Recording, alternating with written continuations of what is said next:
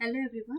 सो आज के सेशन में हम स्टार्ट करने जा रहे हैं एंशिएंट मिडिएवल हिस्ट्री से जो क्वेश्चन पूछे हुए हैं बीपीएससी में। ठीक है, 78 से 39 तक उसको हम डिस्कस करेंगे। फाइन, तो चलिए स्टार्ट करते हैं। हमारा क्वेश्चन है from the 17 BPSC prelims. Question number 1 क्या बोल रहे हैं कि consider the types of land. कौन सा जो टाइप्स ऑफ लैंड है अकॉर्डिंग टू द अमरकोशा, ठीक है, उनका करेक्ट मैच्ड है। ठीक है, तो एक बार देख लेते हैं कि उसमें है क्या। आप लोगों को पॉज करके क्वेश्चन के जस्ट रीड कर लीजिएगा भाई, सो दैट हम लोग जल्दी लाइक डिस्कस कर पाए।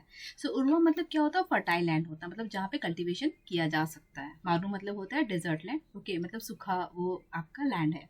सदवाला या सरवाला मतलब होता है ग्रासी लैंड, मतलब सिंपली अगर वहाँ पे जैसे कि कोई आपका लैंड है, वहाँ पे ग्रासेस है, तो उसको एज अ पैस्चर के पर्पज से यूज़ किया जा सकता है। मतलब वहाँ पे गाय आएंगी, उसको इनटेक कर सकती है उस लैंड को, ठीक है, उस ग्रासेस को।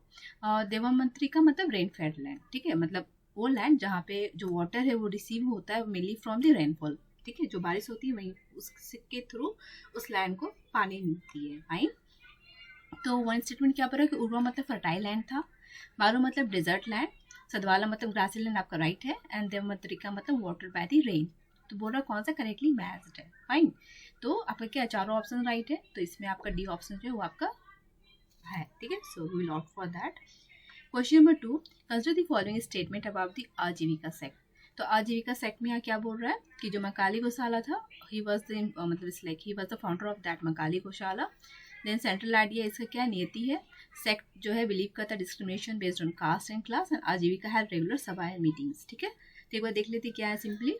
तो मकाली गौशाला ने इसको फाउंड किया था। फाइन, और उनका जो डॉक्ट्रिन ऑफ फेट मतलब सिंपली डेस्टिनी जो है उनका ये थॉट था। ठीक है, रेगुलर सभा और मीटिंग होते ऑर्गेनाइज किया जाता था आजीविका में, जहाँ पे स्पिरिचुअल गैदरिंग भी होती थी। ठीक है, एंड जो आपका ये आजीविका सेक्ट था वहाँ पे आपका इक्वालिटेरियन आइडियाज थे, मतलब सबको इक्वल है, all all beings are equal. Fine, जैसे जैनिज्म एंड बुद्धिज्म का जो थॉट था सेम था। ठीक है, वो रिजेक्ट करते थे जो कास्ट सिस्टम था उसको। फाइन, तो यहाँ पे क्या बोल रहे थे कि ये इसको फाउंड किए हैं। उनका जो फिलॉसफी है उसका आइडिया नियति दैट इज फेथ या डेस्टिनी पे बिलीव करते थे। ठीक है, यहाँ बोल रहे कि they believe in the discrimination based on the caste and class, ये उनका थॉट नहीं था। फाइन, तो 3 option will not be there. The Ajivika held regular sabhas, हाँ, तो रेगुलर सभा से मीटिंग होते रहती है। तो कौन सा करेक्ट है? तो 1, 2 एंड 4, 3 आपका ऑप्शन नहीं है, so C will be the right option. Fine, question number 3 बोल रहा है कि which of the following is the capital of Chera dynasty. तो ये आपका डायरेक्ट फैक्ट है कि जो चेरा डायनेस्टी है उसका क्या है? कुरुवर करूर है। फाइन, बाकी क्या है ऑप्शन हम लोग देख लेते हैं यहाँ पे कि जो कैपिटल है अर्ली चेरा डायनेस्टी का वो वंजी या वशी था। ठीक है, और जो many historians associate वंजी with the modern day Karur या कुरुवर जो तमिलनाडु में है। फाइन, तो करूर आपका इसका कैपिटल हो गया। फाइन, और ये करूर जो था ये एक important urban centre and political centre too. ठीक है ना, अगर हम बात करें मदुरई की, तो मदुरई जो था वहाँ पे ऑप्शन में था वो आपका कैपिटल किसका था? पांड्या डायनेस्टी का था। कांचीपुरम किसका कैपिटल था? कांचीपुरम आपका पल्लवा डायनेस्टी से था। फाइन, एंड वो रहे कि option more than one of the above, तो वो तो हो गया ही नहीं। Fine, so it will be the B will be the right option. Okay, now moving to the next question, question number 4 Malik Kafur also known as Hazar Dinari, इसको किसने bot किया था, खरीदा था? फाइन, तो एक्चुअली जो मलिक कफूर है, ठीक है, ही वॉज ए हिंदू बॉय जिसको कैप्चर किया गया था जब गुजरात में इन्वेजन किया जाता है 1299 में ड्यूरिंग दैट टाइम, और उसको इतना दिनार में खरीदा जाता है बाय द नुसरत खान। ठीक है, ये एक जनरल रहता है अंडर द अलाउद्दीन खिलजी। ठीक है, एंड ड्यू टू इसको 1000 दिनारी में, जो दिनार्स कितना था 1000 में इतना खरीदा जाता है, इसे खरीदा गया था, इससे इसको 1000 दिनारी कहा जा रहा है। फाइन, लेटर ही rose to prominence under the Alauddin Khilji के अंदर ये आपका बढ़ता है। ठीक है, एंड ये बहुत ट्रस्टेड मिलिट्री कमांडर्स भी रहते हैं।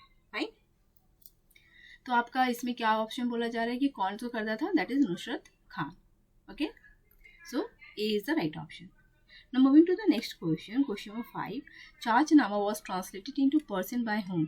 चाचनामा को पर्सन में ट्रांसलेट किया गया था किसके द्वारा? That is Mohammad Ali Abu Bakr कुफी।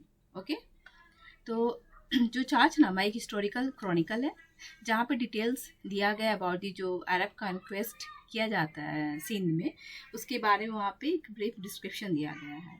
Originally इसको लिखा गया था अरबिक में, इसको फर्दर पर्सन में ट्रांसलेट किया गया इन 1216, ठीक है, by the Mohammad Ali bin Hamid bin Abu Bakr Kufi. Okay, so ये आपका कुछ फैक्ट्स था ना। वहाँ पे कुछ अलग भी ऑप्शन थे, नूरुद्दीन मोहम्मद औफी, ठीक है, तो he was a person writer but ये चार्जनामा से रिलेटेड नहीं है। ओके, समास ए सिराज, तो he was a historian of Tughlaq period, ठीक है, लॉन्ग आफ्टर ट्रांसलेशन ऑफ, जब छाछनामा पहले आया था उसके बाद ये आई। तो अगर हम देखेंगे हमारा ऑप्शन में क्या है, Chachnama was translated Persian by Mohammad Ali bin Abu Bakr Kufi. Fine, तो ये था हमारा आज का सेशन में। So thank you.